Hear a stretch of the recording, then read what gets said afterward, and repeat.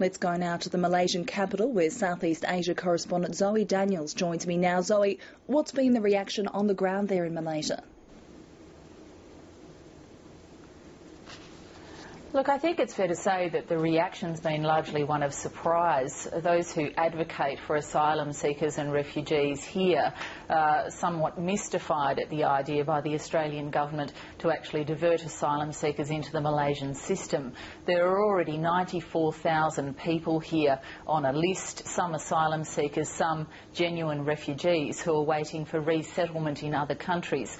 The issues for them have been well documented. They wait here sometimes for many years. They have no legal rights within Malaysia, and therefore they face all sorts of issues around intimidation and exploitation. They're forced to work illegally and have great difficulty supporting themselves, and then eventually are mostly resettled in other countries or deported back to their own countries because Malaysia doesn't accept any refugees itself. So on the basis of all of those issues, for the 90,000 odd people who are already here, refugee advocates, lawyers and refugee people themselves are quite surprised at this concept. Will this still put Malaysia under more pressure to sign the UN Convention on Refugees?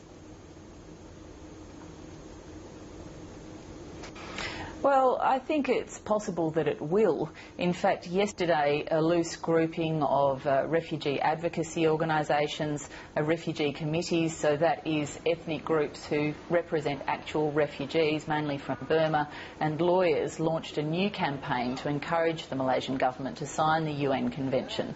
They made the point that 142 countries are signatories to that convention, and they question why Malaysia isn't, particularly when it is such a notorious transit point for asylum seekers and refugees. But even in launching that campaign, refugee advocates here say that there's no move by the Malaysian government to actually sign that convention, and that it's very unlikely that they'll do so. The main reason for that being that if they were to sign the convention, they would have to give asylum seekers and refugees legal status and legal rights here in Malaysia. At the moment, they're not acknowledged as having any legal status at all. Therefore, as I said, they're unable